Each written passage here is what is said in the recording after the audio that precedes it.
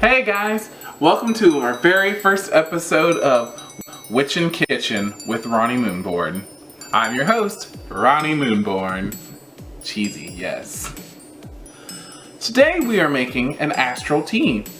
Well, we've already made it, but let's show you how we did it. Here's how.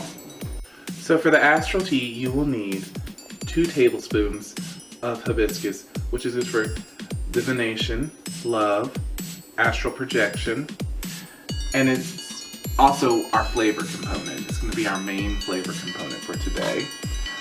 Me and Severin really do love hibiscus. We put it in almost all our teas. Yes. Then we have 2 teaspoons of Mugwort, which is good for strength, psychic powers, prophetic dreams, and astral projection and healing. This is a good combination to put anything time you want strength and protection when you're going into the astral realm. Then we have 2 teaspoons of Damiana, which gives you visions and psychic abilities, or help with rather. Next on the list, 2 teaspoons of chamomile tea. Chamomile is a good relaxation herb, that's why a lot of people take it before bed, and when you're going to go into the astral realm, it helps to be relaxed beforehand. Then Mullein is another good herb for divination. Guys, I'm having trouble saying that word. Something's in retrograde, it has to be. Alright, then we move on to Skullcap. Skullcap is good in preventing nightmares and helps with relaxation. And if you want a positive experience in the astral realm, it's a good thing to use.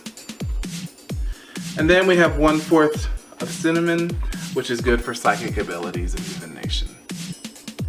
Yay! And basically what you would want to do is either all these in a mortar and pestle and grind them up. We unfortunately don't have a mortar and pestle that's good for consumables. So today we're just going to put them in as is whole. So ideally what you would do is just take them and add them into this one.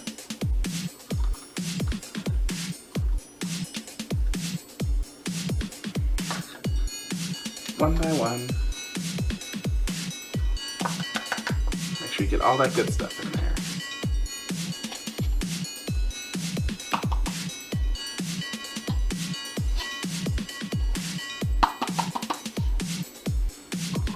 And then the cinnamon.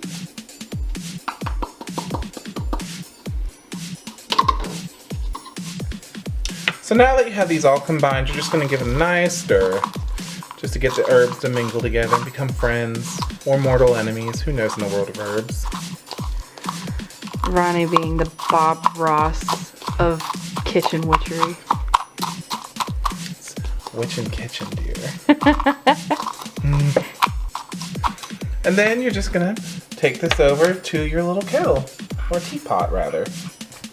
So this is the teapot we're using today.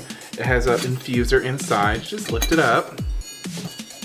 A little bit prettier than I am.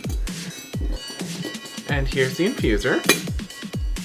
And so what you're going to do is just as gracefully as we can, which won't be that graceful probably. Let's try to get everything in there. I'm a little worried the cinnamon might fall through.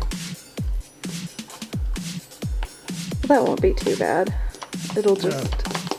Well, it's probably going to go through anyways, but it's fine. You can drink cinnamon.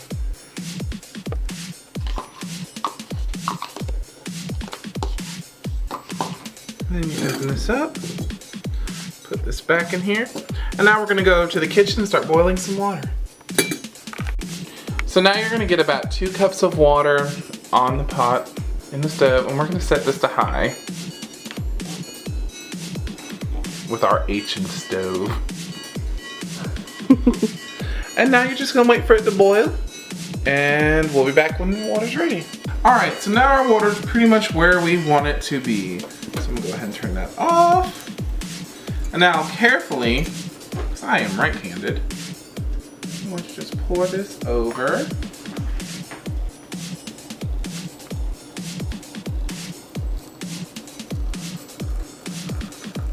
We're actually breaking this tea pot in right now.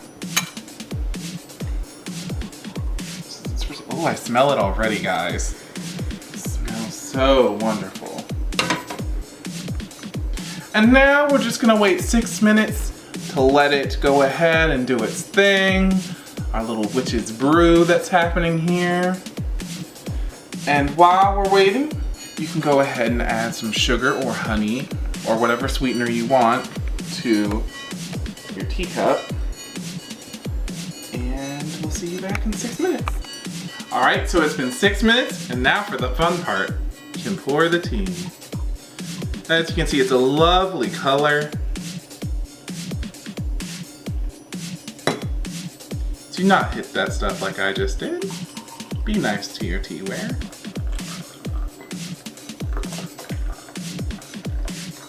And for this teapot, we got just enough for 2.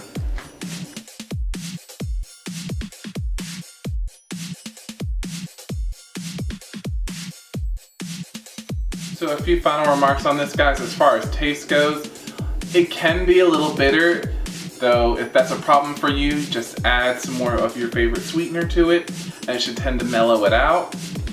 Though, this isn't made for taste so much as it is for astral purposes. So, if this is a tea you think you want to take just to like enjoy, I would recommend doing some research on the herbs to find out which herb might make it a little bit sweeter tasting, a little more floral tasting, because herbs do their own thing, let's just be real. Some of them are very bitter. We learned that. We were experimenting with Blue Lotus, and it is extremely bitter. It ruined our tea. But it's supposed to be good for you. So on that note, always with caution, research the herbs before you use them in case you have an allergic reaction to something. We wouldn't want you to get hurt, guys. But enjoy.